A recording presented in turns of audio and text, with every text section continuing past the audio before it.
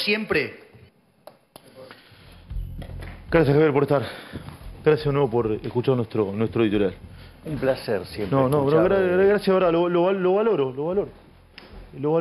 ¿Hay una grieta entre el bien y el mal en Argentina, Javier, o no? Sí, hay una grieta entre el bien y el mal.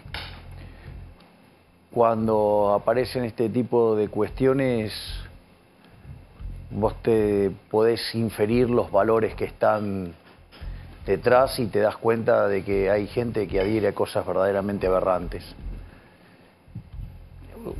Bueno, de hecho, en mi discurso vos tenés regulado el tiempo, pero yo no podía dejar de dar mi apoyo a Israel. Por ende, arranqué condenando los actos terroristas de Hamás y además no solo eso, sino que manifesté mi apoyo, mi solidaridad para con Israel y sobre todo el apoyo a que ejerza su derecho a la defensa contra los terroristas. O sea, que ese no es un tema menor. No es un tema menor. A ver, profundiza si querés. O sea, no es solo manifestar la solidaridad, no es solo condenar la acción terrorista. Entiendo. Es apoyo que se defienda frente a los ataques de los terroristas. Ahora yo... Yo soy un hombre de paz. ¿Cómo? Yo soy un hombre de paz. Y adhiero al principio de no agresión. Pero cuando vos estás siendo agredido, tiene que haber una respuesta. Y no solo eso. Hay algo muy sabio que estaba subyacente de lo que vos estabas diciendo en tu editorial. Cuando vos te mantenés indiferente, neutral ante la injusticia, vos sos parte del problema, no de la solución. Y acá, digamos, todos la juegan de neutral, con definiciones en el fleje. No, acá no hay lugar. Acá o está de un lado o está del otro. Y no hay fleje, hay una grieta. Entonces, me parece que cuando aparecen estas cosas queda en evidencia quiénes están a favor del mundo libre y quiénes no. ¿Cómo te sentiste después del debate, Javier? ¿Y qué percepción tenés? Si ganaste, perdiste, empataste. ¿Cómo te fuiste? Nosotros estamos muy satisfechos. Nosotros habíamos ganado ampliamente el debate anterior, con lo cual habíamos dejado la vara muy alta. Y a pesar de eso, cuando hicimos el primer bloque, fue un baile morboso. O sea, si vos repasás todo el primer bloque, fue un baile morboso. Después, obviamente que ya cuando te quedás sin réplicas y todo, o sea, pero en cada uno de los cruces mano a mano también, digamos, o sea, fueron muy, muy positivos, o sea, y la verdad que me encuentro que cada vez que hago un planteo nadie me contesta, o sea, se contestan con chicanas, con mentiras, con calumnias, con injurias. Entonces, es como que, nada, de un lado estoy yo haciendo propuestas y del otro están estos chicaneros, ventajitas, mentirosos, muchas frases pomposas, pero contenido cero. A mí me sorprende es muy desesperante ver que no tienen nada de sustancia, no proponen nada. Son todos eslogans berretas y no saben debatir, no saben, digamos, una cuestión de identificar o una falacia. Fíjate esto, yo en el primer debate, en la ronda de preguntas y respuestas, donde alguien le pregunta a otro, yo le pregunté a Bullrich por las LELIQs, por el tema de las LELIQs, ¿no? Porque dice que tiene plan antiinflacionario. Se lo pregunté una vez yo, se lo preguntó más, a ella esquivó la respuesta. Entonces, en el mano a mano, cambié la pregunta que yo tenía pensada y le hice otra. No solo que no me contestó, que fue además muy grosera, diciendo que ella no tenía por qué contestarme cuando era el segmento de preguntas y respuestas, sino que además de la grosería, tardó 4 días para contestar, y cuando contestó sobre el contado con liqui, es decir, sobre el mercado paralelo. Es decir, no entiende nada, no está apta para gobernar, no entiende nada. ¿Bullrich no está apta para gobernar? No, definitivamente, digo, o sea, contesta cualquier cosa. Entonces, ahora, a pesar de eso, que se lo señalo, le hago una pregunta muy concreta. Muy concreta. Le pregunto que explique, que le cuente a la ciudadanía acerca de la relación entre esa reunión que hubo entre su ministro Carlos Melconian y Sergio Massa para cuidar la Cira. ¡Ey! A ver, digo, para que tomemos una idea de la gravedad. Explica si querés que son la Cira o lo hago muy brevemente. La Cira es la deuda que tiene el Banco Central con los importadores para que gire la divisa. Exacto. A ver, ¿qué es lo que pasa? Argentina tiene control de capitales. Obviamente el tipo de cambio oficial difiere mucho del 145%. Bueno, exacto. Si la brecha es una barbaridad, por decirlo de alguna manera. Es la brecha entre la realidad y la ficción, ¿no? Exactamente. En ese contexto, vos fíjate que el control de capitales es una suerte de subsidio a tus amigos, es decir, a los que vos lo dejás importar. Y eso hace que vos, después, al momento de pagar, como a ese precio no están todos los dólares, se hacen colas. La cola se llama la Cira, o sea, el término técnico, pero en realidad se hace cola, ¿sí o no? Sí, sí, clarísimo. Es decir, y entonces esa cola ronda entre 15.000 y 20.000 millones de dólares. Pero eso es fruto de que el gobierno controla el mercado de divisas y que elige a dedo a quién se la va a dar. O sea, una cosa runflesca, por decirlo de alguna manera. ¿Vos, señor presidente, lo eliminás ese sistema? Y cuando vos vas a la unificación cambiaria se terminó el problema. Claro. Es decir, los dólares lo tenés a mercado. ¿Cuál es el problema? Va a haber uno solo. Ahora, fíjate esto. Entonces, Juntos por el Cambio vive hostigándome, inventándome cosas respecto a si tengo o no vínculos con Massa, y sucede que el ministro de Economía de Bullrich se reúne con Massa y va y le pide para sostener un subsidio a los importadores. Sí. Es decir, te das cuenta que es una acción de lobby complicada, ¿no? Melconian reconoce la reunión. Esto es un dato, yo creo que la señora Bueno, Bullrich pero fíjate esto, pero ahí está, pero esto muestra que la señora Bullrich es una mentirosa. Porque me acusa de mentiroso a mí de algo que el propio Melconian aceptó. Sí. Y dijo que es cierto. Sí, de hecho le dice buchón a Massa por haber ventilado la reunión. Exactamente. Sí, vos decís Patricia Bullrich no está apta para gobernar. ¿Massa está apto para gobernar? Los hechos lo condenan. Los hechos condenan a Massa. Y sí, su gestión verdaderamente deja mucho que desear. Vuelvo con el tema de las importaciones. ¿Sí? Eliminás todas las trabas si sos presidente. Exactamente. Nosotros, ahí, una vez que vos... Porque, ¿cuál es el problema que tiene Argentina? Argentina en realidad está frente a la peor crisis de su historia. A las puertas de la peor crisis de su historia. El desequilibrio monetario que tiene y fiscal es peor que lo que había en la previa del Rodrigazo. En el Rodrigazo vos tuviste se sextuplicó la tasa de inflación y se multiplicó por 5 la cantidad de pobres. Hoy arrancamos arriba de 40, imagínate que no te da para multiplicar por 5. Claro, no, obviamente. No te da la matemática. Imagínate multiplicar la inflación por 6. Ahora después discutimos la inflación. Ahora, fíjate esto. El desequilibrio fiscal también es peor que el del Rodrigazo. Es más, cuando vos tomás la relación de pasivos remunerados del Banco Central respecto a la base, es peor que lo que tenías previo a la hiper de Alfonsín. Entonces, desequilibrio monetario y fiscal como en el Rodrigazo. Desequilibrio en el Banco Central peor que en la previa a la hiper de Alfonsín. Indicadores sociales peores.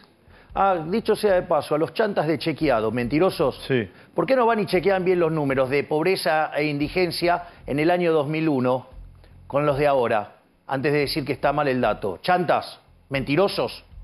Me perdí con eso, ¿qué pasó? Me perdí. No, porque dicen que el dato que pasé está mal.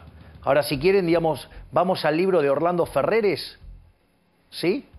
Y mostramos, a ver, el indicador de pobreza e indigencia en el año 2001 y ahora. Es decir, no hagan política, chantas, mentirosos, embusteros. y mientan sobre eso, ¿no? Pero bueno, nada, digo, también responden a un signo político y entonces juegan sucio. No lo tengo claro, eso no sabía. Sí, exacto. Entonces, dicho sea de paso esto, entonces, frente a esa situación, hoy que tenés una inflación que anualizada viene al 124%, ¿no? Ahora, si vos tomás el último dato y lo anualizás para ver a qué velocidad venís, te da 300. Si eso lo haces en alimentos, te da 470. Y si lo haces en mayorista, te da casi 700%. ¿Cómo? La inflación en mayorista anualizada del último corte, es decir, el corte de agosto, claro, ¿sí? Te da 700. Te da casi 700%. Entonces, yo redondeo los números para no marear a la gente. Aviso, porque quizás los chantas de chequeado dicen la inflación de los últimos 12 meses no es 120, es 124. Entonces, digo, para aclarar de los chantas esos. Sí. Igual no está viendo mucha gente, así que creo que no está aburriendo. Así que sí. No, bueno, está bien, digo, pero siempre vale la pena destacar a los mentirosos y operadores sucios. Dicho sea de paso esto, entonces, vos frente a esa situación, no es trivial lo que vos hagas con el cepo y las LELIQs. Porque si vos abrís el cepo, vos vas a tener un cambio de portafolio que va a hacer que esas tenencias que tenés en LELIQ se conviertan en pesos y esos pesos se vayan a dólares. Entonces, pensá que vos podrías estar multiplicando por 4 la cantidad de dinero en menos de 3 meses. O sea, generás un desastre inflacionario. O sea, no vamos a una hiper, pero de hecho los números que tenemos son propios de la previa de una hiper, pero si vos además tirás toda esa nafta al fuego, digo, sería mucho peor. Entonces, no es trivial. Si vos me vas a hablar de un programa de estabilización, ¿qué vas a hacer con el cepo y con las LELIQs? Es un error lo que plantea la gente de Juntos por el Cambio de arreglar solo el déficit fiscal. No te alcanza con eso. Porque cuando vos tomás el déficit fiscal entre Nación y Banco Central, la realidad es que el déficit de Nación es solo 1/3. O sea, tenés 15 puntos, 5 es el Estado y 10 el Banco Central. El problema que vos tenés en el Banco Central es mucho más grande que el que tenés en Nación. Y no estoy diciendo que no sea importante el de Nación, lo que digo es que el otro es el doble de grande. Entonces, si vos no arreglás eso, en un contexto donde además la gente está saliendo del dinero, hay caída de la demanda de dinero, vas a hacer explotar la oferta de dinero, generás un desastre. Sí, nadie quiere pesos. Por eso cuando me hablan de la solución bimonetaria, digo, o sea, dolarización sangrienta es eso, porque se va a ir toda la gente al dólar de una manera sangrienta, llevando la cantidad de pobres a niveles del 80-90%, van a ser un desastre. Es decir, Venezuela va a ser un chiste al lado de esto. Esa es, digamos, la solución que propone Juntos por el Cambio. Entonces, no responden eso. Ahora, ¿cuál es la otra? Bueno, la otra es que no abran el cepo. Esa es la otra alternativa. Si vos no abrís el cepo, ¿cuál es el problema? Vos al tipo de cambio oficial tenés un exceso de demanda de divisas. Sí, claro. Todo el mundo quiere comprar 3.50. Y sí, 3.65, sí, obvio. Entonces, ¿qué es lo que pasa? Ese exceso de demanda en el mercado de divisas implica un exceso de oferta en el resto de la economía. En el mercado de bonos, ¿qué significa? Que se cae el precio de los bonos. Si se cae el precio de los bonos, quiere decir que la tasa de interés es alta, es decir, que tenés alto riesgo país. ¿Eso qué hace? Que se genere un exceso de oferta en el mercado de bienes. Tenés más gente ahorrando que invirtiendo, o sea, gente que fuga y gente que no invierte. Entonces eso hace que el nivel de actividad caiga. De hecho, el PBI per cápita de hoy está 15% debajo del que teníamos en el 2011. ¿Ok? Eso tiene como contraparte que la no generación de puestos de trabajo. En el sector privado formal, o sea, está clavado en 6 millones. Y hoy en el informal ya tenés casi 8 millones de personas. Sí, con una P arriba de 23 millones de personas. Exacto. Aproximadamente. Sí, digamos, anda por ahí el número. Entonces, a lo que voy es, y eso tiene, es más, vos fijate que la licuación que vos tenés de los salarios hace que hoy el 30% de los trabajadores formales sean pobres. Hoy el salario en Argentina es al tipo de cambio paralelo de $340. ¿Vos te das cuenta de lo que estamos hablando? O sea, es una locura, el nivel de empobrecimiento de este país es feroz. Entonces, Y quiere decir que la contracara del cepo se siente en términos de actividad, de empleo y salario real, que hace que te aumenten los pobres y los indigentes, que están arriba del 40 y algo. Entonces, lo que digo es, no es trivial si vos vas a hablar de que vas a terminar con la inflación, y no es trivial que vos expliques lo que va a pasar en el Banco Central. Pero cuando vos mirás la calidad analítica de los economistas, tanto de un lado como del otro, te das cuenta que no entienden lo que pasa dentro del Banco Central. Bueno, y eso obviamente lo paga la sociedad con una inflación desbordante. Si hoy le dijiste a Eduardo Feynman a la mañana que si yo tengo un plazo fijo a 30 días, se me vence mañana, ¿qué hago? ¿Lo renuevo o lo saco? Bueno, digo, con esta tasa de inflación, quedarse en pesos te diría que es temerario, es una palabra conservadora. ¿Es temerario quedarse en pesos? ¿Y a vos qué te parece? Suponete, si vos pensás esto, si vos tuvieras 100% de inflación, quiere decir que a lo largo de un año, si tenías 100, pasás a tener 50 en términos reales. Claro. Oye, técnicamente hay una corrida cambiaria o no? Hay lo que se llama una caída de la demanda de dinero, la gente está saliendo de los pesos. La gente está saliendo de los pesos. Y sí, porque estos niveles de inflación... Entonces vos tenés altos niveles de inflación y caída en la actividad económica, entonces todo eso potencia que la gente huya del dinero, y es lo que está pasando.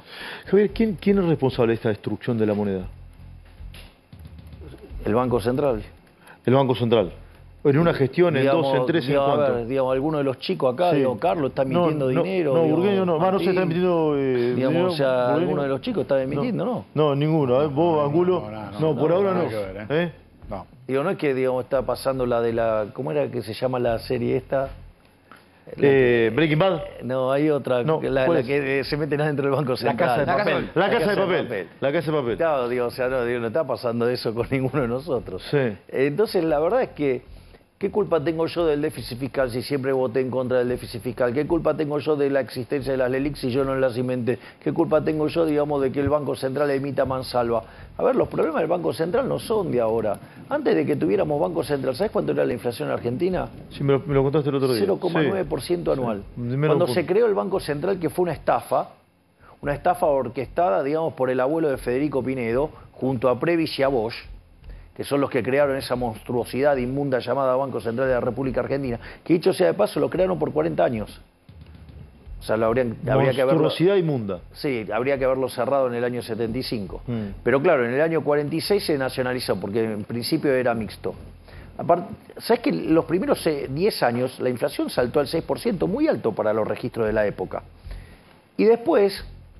A partir de ahí, la inflación promedio entre el año 46 y el 91, que fue el repudio generalizado de la moneda, la inflación promedio fue 250%, destrozamos 5 signos monetarios, que le quitamos 13,0 a la moneda, tuvimos 2 hiperinflaciones sin guerra. Después, ¿qué vino? La convertibilidad. La convertibilidad tuvo en los 10 años 9% de inflación promedio, pero concentrada en los primeros 20 meses. Después, a partir de 1993, éramos de los países con menos inflación del mundo. De hecho, en el año 97 crecimos con deflación. Con lo cual, digamos, todo el miedo que tratan de infundir con la deflación es falso. Pero no solo eso, cuando salimos de ahí nos dijeron que esta vez iba a ser diferente. Y en los primeros 4 años del régimen K la inflación fue 10% promedio. ¿Régimen K? Sí. El segundo periodo del régimen K saltó a 20, después a 30, con Macri a 43. Y ahora, digo, está absolutamente descontrolado. Viste que dicen, Milei no critica el kirchnerismo. ¿A vos te parece que no le estoy cayendo? No, yo te digo lo que... Viste que se han abrazado un montón de eslogan. Sí, ahora vos sabés que yo tengo... Pero contame, ¿qué te parece Cristina? Una chorra. ¿Cómo? Cristina te parece una chorra. Sí. Sí. Entonces, de hecho, ¿Y el ministro Kicillof? ¿El gobernador Kicillof y ministro de Economía? Un impresentable. Dije que era, digamos, era que decirle asno era ofender a los asnos. Y dijiste que Massa no está capacitado para gobernar. Lo que dije es que su gestión es un desastre. Digamos, o sea, si está capacitado para hacerlo bien, no se nota. Ahora, Javier, ayer te preguntó... Dale. Porque el punto es, yo tengo libros criticando al kirchnerismo. Ahora, claro, lo que pasa es que lo de Juntos por el Cambio, la crítica a ellos tendría que ser cero. Es decir, ellos, digamos, o sea... el mundo de ellos es la nación más, ¿viste? O sea, hacen todo bien. O sea, no hacen todo bien. O sea, viste los esfuerzos que hacen para mostrar que Bullrich ganó el debate y no pudo contestar una pregunta, no pudo meter una frase con contenido. O sea, balbucea con dificultad, no puede responder nada. ¿Me entendés? O sea, y después van las encuestas, dan un número distinto, aún en la cancha de ellos, con gente votando exógena, y aún así siguen insistiendo, digamos, en contra de los datos. Vos sabés que las que no están tuneadas, Sí. los números míos están en torno al 70%. Vos decís que hay un sector de la sociedad que trata de negar la realidad. Exactamente. Sí. De los dos lados, son iguales. Los kirchneristas también son iguales, tienen el mismo problema. Sí. ¿Vos crees, hoy se ha hablado... Esos son iguales. Son iguales. Hoy se iguales. ha hablado un montón de que mientras más crece el dólar, más te favorece. Y mientras más crece el dólar, el precio del dólar, lamentablemente, más cerca está de ganar en primera vuelta. He escuchado un montón de colegas que han dicho eso. ¿Hacés la misma lectura? ¿Es así o no ves esta situación? Yo creo que lo que sucede es que cuando pasan este tipo de cosas, los problemas económicos se vuelven más evidentes y la realidad es que el único candidato que sabe de economía soy yo. El único candidato que sabe de economía sos vos. El único que sabe cómo volver a crecer, cómo terminar con la pobreza y exterminar la inflación soy yo. Bueno, técnicamente ninguno de los otros economistas. Y muchos de los economistas que trabajan para ello no pueden sumar ni con un ábaco, ¿no? Sí. Digo, estos días vi hacer ideologización de una cuenta matemática. ¿Con qué tema? Y porque, digamos, o sea, si vos tomás... a ver, ¿cuántos son los dólares que vos necesitas para dolarizar, para cerrar el Banco Central? ¿Cuántos? Y es ¿Las LELIQs? la cantidad de pesos que tenés, que son las LELIQs más las bases. Eso hoy son 27 billones de pesos. 27 billones de pesos. LELIX más el circulante. Más la base, claro. La base es el circulante, dije. La base monetaria es el circulante en poder del público más los encajes. Ok. Que vendría a ser el circulante en manos de los bancos. Ok. Entonces, eso suma entre LELIQs y base monetaria 27 billones de pesos. Digo, cuanto más alto el tipo de cambio, los dólares que necesitas para cerrar el Banco Central son cada vez menos. Claro, se licúa. Exacto, si hoy el tipo de cambio está en los números O sea, de 900 o arriba de sí, 900, digo, o sea, sí, con 30.000 millones de dólares cerraste el Banco Central. Sí. Y eso, digo... Dólar milanesa, digamos, ya prácticamente. Claro, pero... O sea, ¿vos te conviene que suba el dólar? No estoy diciendo que me conviene, yo no estoy diciendo eso. A ver. Yo no estoy diciendo eso, lo que digo es que se requieren de menos dólares, no estoy haciendo ninguna apreciación, estoy hablando de un tema técnico. Estoy hablando de una cuenta matemática. Sí. Después agarran y le ponen un montón de condimentos que lo que te muestra es la deshonestidad intelectual de los que hacen ese tipo de análisis. Es decir, yo digo, la verdad es que lo que digo, fíjate siempre, yo digo, ¿a qué dólar se hace? Al dólar de mercado. Eso es lo que digo yo. Y el dólar de mercado, digo, ¿lo determina el mercado? No lo determino yo.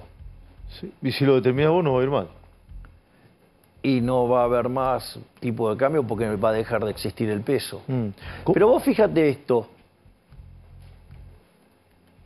Una de las cosas que yo les planteé a mis adversarios políticos fue claramente el tema de que para ellos entonces robar está bien. Porque el Banco Central en los últimos 20 años nos robó 280.000 millones de dólares para favorecer a los políticos. Este gobierno nos robó 90.000 millones de dólares. Si tomo el último dato, está en el orden de 25.000 millones de dólares. Entonces la pregunta es, ¿por qué tenemos que tolerar que los políticos nos roben a los argentinos de bien, como vos, como digamos la chica que está en la Cámara, digamos tu panel y el resto de la gente que está aquí? Sí, el panel no sé si son todos de bien, pero bueno, ponele que sí. No, yo diría que sí. Entonces, digo, ¿por qué digamos le tenemos que regalar a los políticos esos 25.000 millones de dólares que son el fruto de nuestro trabajo? ¿Por qué? Entonces, esos economistas que van y defienden el Banco Central son unos delincuentes. Es decir, no, ellos, o sea, no les preocupa el tema de si robar está bien o está mal. Para mí robar está mal. Parece que a ellos no. Es decir, a ellos, o sea, la fatal arrogancia que tienen en creer que pueden determinar la política monetaria óptima les permite soslayar el hecho de robarle a la gente. O sea, a mí me parece verdaderamente preocupante. Porque es una cuestión de valores. Javier, que hay alrededor de 5 millones de personas que son beneficiarios directos o indirectos de planes sociales. Si ganás, sos presidente en primera vuelta o en el balotaje. Mucha gente se pregunta eso, el 11 de diciembre, 12, ¿qué va a pasar con esas personas que tienen los planes sociales? Mira, nosotros estamos trabajando en el desarrollo del Ministerio de Capital Humano. El Ministerio de Capital Humano tiene 4 partes. Tiene lo que es niñez y familia, salud, educación y trabajo. Es decir, está toda construida la cadena del capital humano para que las personas puedan volver a trabajar. Es decir, a nadie se le va a quitar la asistencia. Esto, digo, no es solamente para recibir a los chicos y que puedan formar su cerebro y que estén sanos y que tengan buena salud, como para que puedan educarse y para que después se puedan... O sea, a nadie le vas a quitar un plan. A nadie. La propia dinámica de la economía va a hacer que la gente vaya dejando los planes. Eso, digamos, eso entra en lo que se llama las reformas de segunda generación. Pero por eso es tan importante estabilizar la macroeconomía, generar ahorro, respetar los derechos de propiedad. ¿Para qué? Para que haya crecimiento económico y con una modernización del mercado laboral para que sea muy intensivo en trabajo y eso permita a la gente salir de los programas sociales e insertarse en el mundo laboral a muy buenos sueldos. Ahora, fíjate esto, porque esto es importantísimo. En este sentido, cambia la lógica de la política social. Deja de atrás el modelo asistencialista, es decir, el modelo, digamos, donde esclavizás a la gente. ¿Por qué, digamos, o sea, en la Torá está mal visto el pescado gratis? O vamos a hacerlo así, cuando vos festejás Shabbat, cuando te pasan el pan, no te lo pasan en la mano, te lo dejan en la mesa, ¿por qué? O te lo tiran, recordando el maná que caía del cielo, según, digamos, las tradiciones. Me lo contaste el otro día, pero explica lo que es interesante. Porque el pescado de Egipto es la esclavitud. Claro. Cuando Friedman dice, judío, polaco, no hay tal cosa como un almuerzo gratis, es eso. Es decir, vos sí en Egipto tenías gratis el pescado, pero no era gratis. Claro, estabas sometido, estabas esclavizado. Habías entregado tu libertad. Fíjate esto. ¿Y nosotros qué es lo que proponemos? Nosotros proponemos darte las herramientas para que vos puedas pescar, para que vos te puedas crear tu propia caña de pescar. Y si es posible también, te crees tu propia empresa de pesca. Es decir, nosotros estamos trabajando por formar individuos libres. Sí, ¿vos te das cuenta que es revolucionario? Sí. O sea, estamos pateando con 70 u 80 años de historia asistencialista de Argentina para crear individuos libres. En el mientras tanto, los planes, ¿los va a manejar Pérsico, Grabois? ¿Qué no va a manejar? Se termina la intermediación, es directo. Se termina. Obviamente, sí. Claro. Barrio Nuevo ayer dijo que lo iba a manejar él, o yo entendí eso. Bueno, eso no es así. No es así, lo que digo Barrio Nuevo no es así. No es así, lo podés hablar con la ministra de Capital Humano. ¿Qué va a hacer Sandra? Sandra Petovelo, que de hecho, o sea, yo creo en la delegación, así que si creen que va a pasar algo así, bueno, pero vos fíjate la mentira de Juntos por el Cambio diciendo que Barrio Nuevo iba a ser nuestro ministro de Trabajo. O sea, la señora Bullrich mintiendo abiertamente ahí. Ahora, vas a tener un secretario de Trabajo. Pues ahí está el primer punto. O sea, no era o sea, ¿me entendés? Ni siquiera saben mentir bien, porque no es Ministerio de Trabajo, es Secretaría. Y tampoco va a ser Barrio Nuevo. ¿No va a ser Barrio Nuevo? No. ¿Lo tenés definido quién va a ser o no? Eso sí, lo tiene definido Sandra. De hecho, el otro día lo presentamos. Sí. ¿Gustavo Morón, eso no? Exactamente. Ok. Sí. Bueno, pero ahí se les cayó la mentira. Sí. ¿Y el de salud está definido o no? Eso, digamos, se lo va a anunciar Sandra. O sea, hay 4 secretarías, uno está definido, los otros todavía no fueron anunciados. No, digamos, también está definido educación, que es Martín Krause. Y educación, Martín Krause. ¿Y lo vas a mantener pese a todo lo que pasó ese día? Yo estoy dispuesto a mantenerlos. Digamos, es voluntad de él después si quiere seguir o no, a la luz de la miseria que vio en la política, ¿no? Porque, a ver, el ejemplo que arma es desafortunado,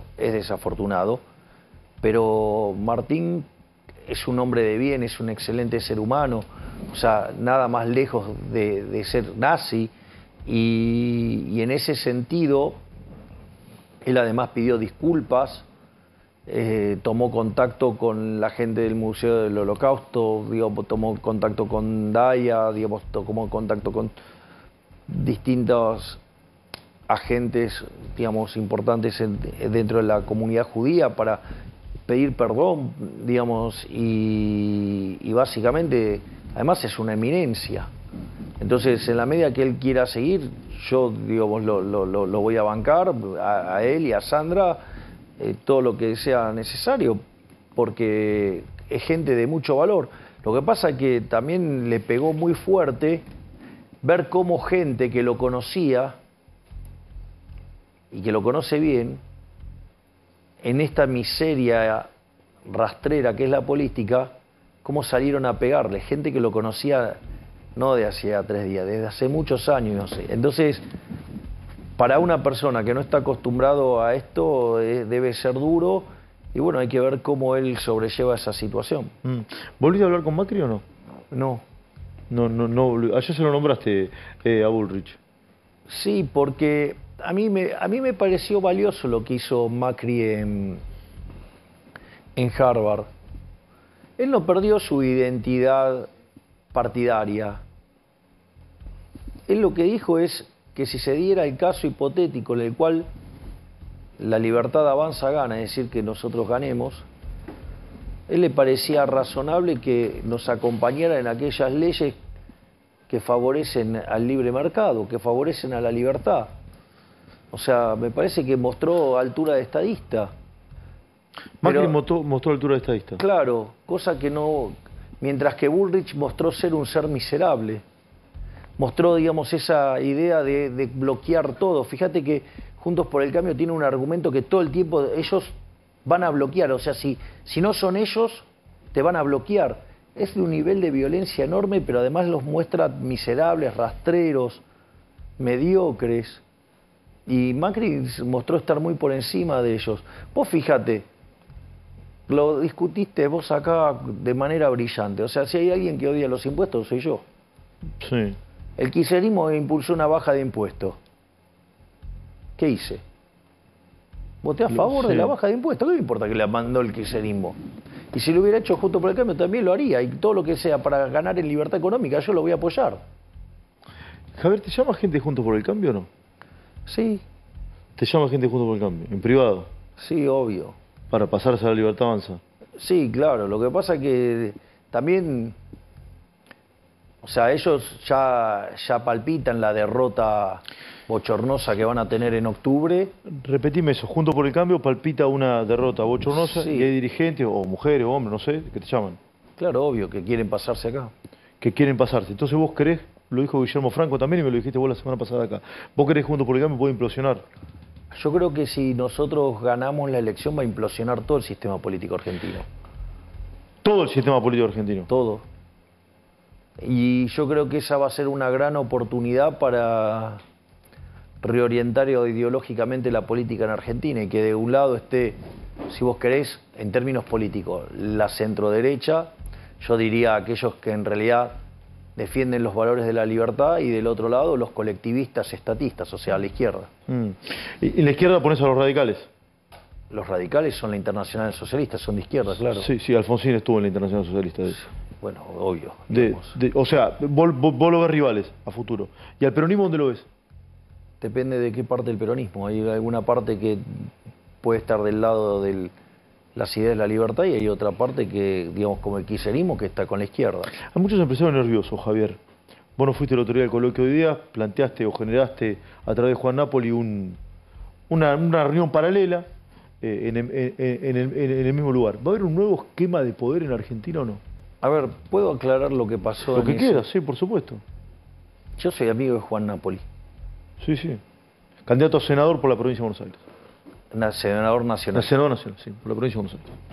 Juan me invita a dar una charla hace 4 meses. O sea, yo para pactar una charla no es de un día para el otro. Te imaginarás que tengo la agenda un poco cargada. ¿Sí? Sí, afortunadamente. ¿Te llama mucha gente? Sí. ¿Te manguea mucho? Sí, hay gente que me manguea, pero no todo lo que me hubiera imaginado. Está bueno eso, porque sí, quiere decir que entendieron de que se... Te manguea menos de lo que pensabas. Exactamente. Y es interesante porque todavía en ese momento Juan no estaba como candidato. Y yo le dije, sí, te voy. Y bueno, coincidió con la reunión de ideas. Era un almuerzo para 50 personas, era algo tranquilo, no es que era... Y el tema es que cuando se enteraron que yo iba, más de 700, creo que cerca de 800 personas le pidieron a Juan salir de idea y venir para acá. Y el problema es que no teníamos lugar, con lo cual se estiró hasta 150, estábamos uno arriba del otro y bueno, nada, es lo que se... Pero digo, no tuvo ninguna otra connotación más que eso. Sí, pero ¿hay un nuevo esquema de poder o no? Va a haber un nuevo esquema de poder. Va a haber un nuevo esquema de poder. En donde pierde la casta. Van a perder los políticos chorros, van a perder los empresarios prebendarios, van a perder los sindicalistas que entregan a sus trabajadores. ¿Cómo? ¿Van a perder los sindicalistas que entregan a sus trabajadores? Van a perder los adictos a la pauta, los micrófonos ensobrados, todos esos periodistas corruptos que son cómplices de toda esta maraña inmunda, van a perder. Y también van a perder, digamos, los opinólogos, ¿no? Esos economistas, encuestadores y toda esa runfla de chantas que le dan una pátina científica a justificar la religión del Estado, que es lo que nos perjudica a todos los argentinos de bien. Justificar la religión del Estado. Exacto. Asumís como presidente, haces un arqueo, digamos, del gobierno. Si hay cuestiones anómalas que te puedan parecer que son cuestiones de corrupción, ¿vas a denunciar o no? Voy a denunciar todo, y a los corruptos... ¿Vas a denunciar todo? Que los meta preso la justicia. Por eso nosotros estamos avanzando en una reforma judicial, en el diseño de una reforma judicial. A ver, ¿cómo es eso? Sí, una de las cosas que para nosotros es muy importante es que el Poder Judicial tenga verdadera autonomía. Hoy el Poder Judicial depende de que sus recursos se los asigne la jefatura de gabinete. Nosotros queremos avanzar en una solución donde se estripee absolutamente el financiamiento de la justicia y que la justicia tenga financiamiento independientemente de lo que pase en otro poder, de modo tal que sea absolutamente independiente, que tenga un conjunto de recursos que le van apareciendo y que los administre de manera que lo considere de la mejor manera. Digamos, nosotros queremos avanzar también... O sea, va a ser una reforma judicial. Sí, claro. O sea, la reforma judicial también implica no solo darle independencia económica, implica también, por ejemplo, digamos, despolitizar el tema del Consejo de la Magistratura, digo, porque está todo complicado, los nombramientos, todo. Digo, ¿por qué? Porque está todo contaminado políticamente. Además, queremos hacer otras reformas en materia de justicia. Nosotros consideramos que, por ejemplo, el Código Penal, digamos que es de 1921, después se hizo una reforma en el 2016, se metieron un montón de cosas y todas esas cosas que están en el medio, sí, bueno, pero en realidad está lleno de contradicciones. Sí, sí, es cierto. Con lo cual es un problema enorme. Entonces, después vos tenés que, por ejemplo, nosotros otra de las cosas que queremos hacer también es una reforma, por ejemplo, del sistema carcelario. Entonces queremos ir, ¿por qué? Porque no te alcanza con la cuestión de la seguridad de apresar a la gente. Los tenés que juzgar y los tenés que meter presos, porque si no, digamos, no haces efectivo los costos. Entonces ya sea, o por qué no lo juzgás, o por qué no lo metés preso, digamos, si le bajás el costo, digamos, no te van a cansar todos los policías del mundo. Porque así como lo metés de un lado, digamos, sale por una puerta giratoria. Entonces ahí está el problema del Código Procesal. Entonces, penal. Entonces, en ese contexto, nosotros estábamos pensando en un esquema de cárceles privadas. ¿Cárceles privadas? Sí, y habría dos tipos de cárcel. Estarían las cárceles para, digamos, los delincuentes peligrosos. ¿Cómo vamos sería? Yo soy el pelado Trebuch, tengo unos mangos, no sería mi caso, ¿no? Yo tengo unos manguitos y me quiero hacer una cárcel. ¿Qué hago? ¿Licito? ¿Cómo sería? ¿Iniciativa privada? Claro, una iniciativa privada, entonces vos la construís, la operás, la mantenés y después la transferís. ¿Y la manutención a los presos quién me la paga? Te la paga el Estado. Te la paga el Estado, ok. ¿Pero la construyo yo? Sí, exacto. Y hay toda una serie de regulaciones, digamos, y después ahí tiene que haber otros establecimientos para el régimen penal juvenil. A ver cómo es. Funciona en el mundo, hay cárceles privadas en el mundo. Claro, y vos ahí lo que necesitas es no solo, digamos, que esté armada la cárcel, sino que trabajar en la reinserción y en la reeducación de esos jóvenes. Javier, ¿qué vas a hacer con los organismos de derechos humanos? ¿Lo vas a desfinanciar? ¿Le vas a seguir manteniendo los subsidios? Mirá, yo digo, hay muchas cosas que lo que están haciendo política con los derechos humanos. O sea, yo entiendo la gravedad de lo que sucedió en los 70s, pero de vuelta, imagínate que como liberal los derechos humanos para nosotros son importantísimos. Yo siempre cito la frase de Alberto Venegas Lynch, hijo, sobre definición de liberalismo, ¿no? El liberalismo es el respeto irrestricto del proyecto de vida del prójimo, basado en el principio de no agresión y en defensa del derecho a la vida, a la libertad y a la propiedad. Entonces nunca podríamos estar a favor de algún avance sobre estos tres tipos de derechos. O sea, que nosotros somos enemigos de la violencia. Ahora, y que la única forma y lo único que se tolera como violencia es la defensiva, ¿no? O sea, por el principio de no agresión. Ahora, y también consideramos que es importante la memoria y la verdad y la justicia. Pero arranquemos diciendo la verdad, no fueron 30.000. No fueron 30.000. Tomá el número más grande de los que están oficiales, ninguno pasa los 9.000. No cambia la gravedad del hecho, ¿no? Eso estoy totalmente de acuerdo, aun cuando fuera uno es gravísimo. Sí, claro.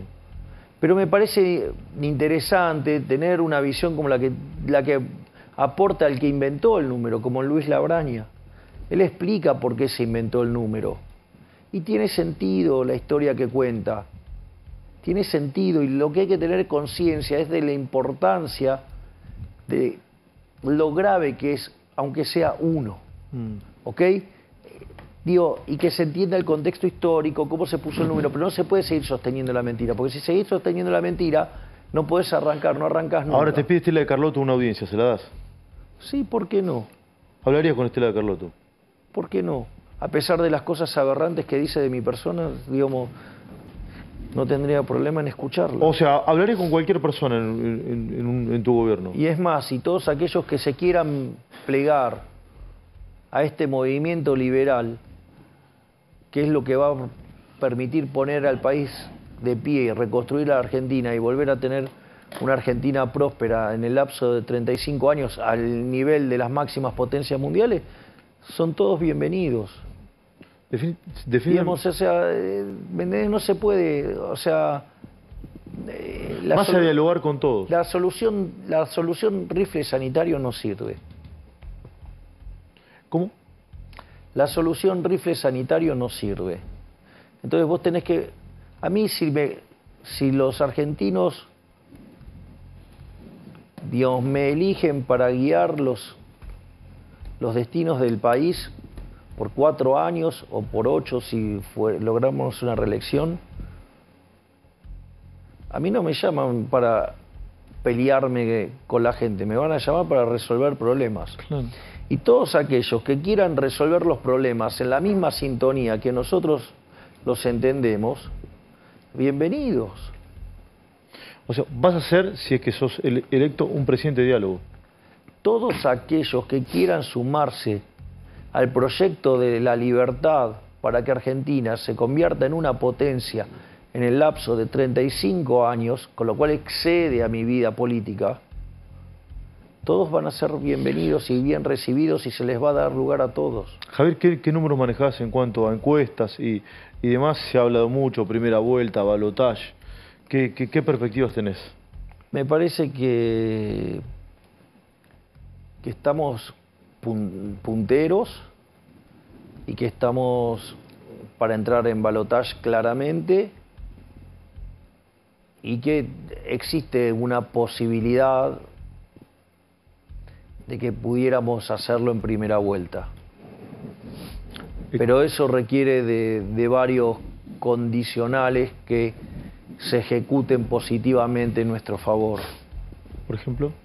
Y por ejemplo, que la gente decida ir a votar mucho más, y como los que no votaron antes están enojados con el sistema, entonces en ese caso estarían más proclives a votar por la libertad de avance, es decir, por nosotros. Otra cosa, nosotros tenemos que también los fiscales, una mejora en los fiscales. Nosotros estamos incorporando cerca de 3.000 fiscales por día, o sea, venimos con unos números interesantes. Vamos a tener... ¿Es cierto que Barrio Nuevo te ayudó con eso o no? No, eso si querés lo cuento. ¿Qué es lo que ha pasado? A ver. Digo, el concepto es todos los que quieran venir y abrazar la silla de la libertad son bien recibidos. Todos los que vengan para aportar soluciones, recibidos. ¿Qué es lo que yo digo cuando hablo de modernización del mercado laboral? Digo, ir a un sistema de seguro de desempleo con mayor profundidad financiera. Es decir, que estoy hablando del modelo de la UOCRA, pero con mayor profundidad financiera. ¿Sí? La pregunta es, si el modelo de la UOCRA funciona bien, ¿con quién tendría que sentarme a hablar primero, digamos? Sí, con el de la UOCRA, lo explícate. Si te juntaste con Gerardo Martínez. De hecho, en la charla, él me planteó su modelo. Yo le ¿Y te juntaste con más sindicalistas o no?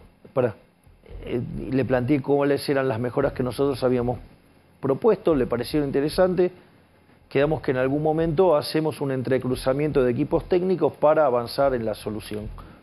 Si acá hay que arreglar un problema, hay 6 millones de personas en el mercado formal, privado, y hay 8 afuera.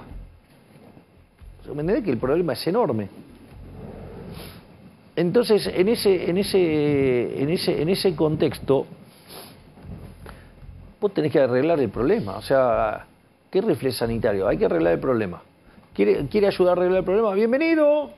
¿Usted quiere ayudarme a resolver el problema? Venga, usted es bienvenido. Frente a esa reunión, Barrio Nuevo, que es un tipo que juega a la mancha con los aviones, dijo, mirá qué interesante. Y dijo, bueno, que él quería sumarse para tratar de contribuir a esta solución. Y yo no tengo problema. O sea, todos los que me ayuden a resolver el problema del trabajo en la Argentina, yo estoy encantado de la vida que me ayuden.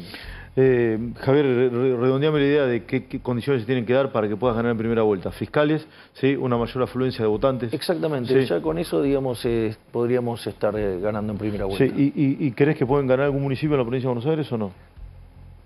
Eso, digamos, habría que preguntarle a los que están en territorio. O sea, se llama división del trabajo. Sí, ¿crees en la división del trabajo?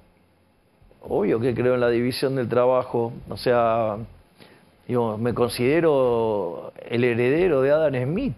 Casi que le digo a papá a Adam Smith. Sí, alguien me preguntó hoy por... a Adam Smith le decís papá, y con esto las dos últimas le digo papá, sí. Pregunta. Alguien me preguntó hoy por Twitter. Digo a papá el escocés, le digo. Sí.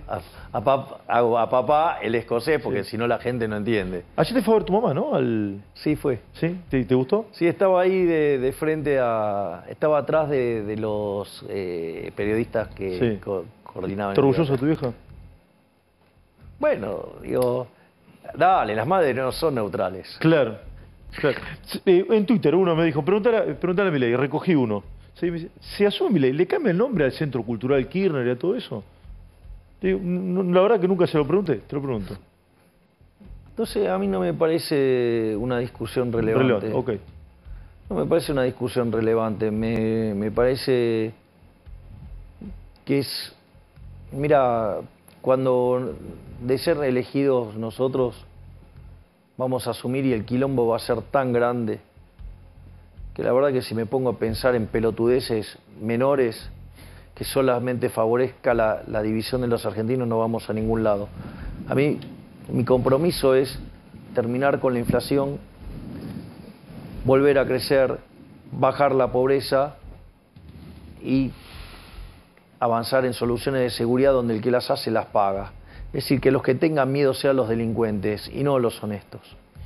Javier, si sos presidente, calculo, no sé, que quizás te hacer una última entrevista ante las elecciones, si sos electo presidente, espero volver a tenerte acá en Te doy mi palabra que voy a estar acá y sabes que cumplo. Lo sé. Así que digamos, contá con ello que yo voy a venir acá. Gracias, Javier. No, gracias a vos, Esteban. Javier Milei, sí, favorito para las próximas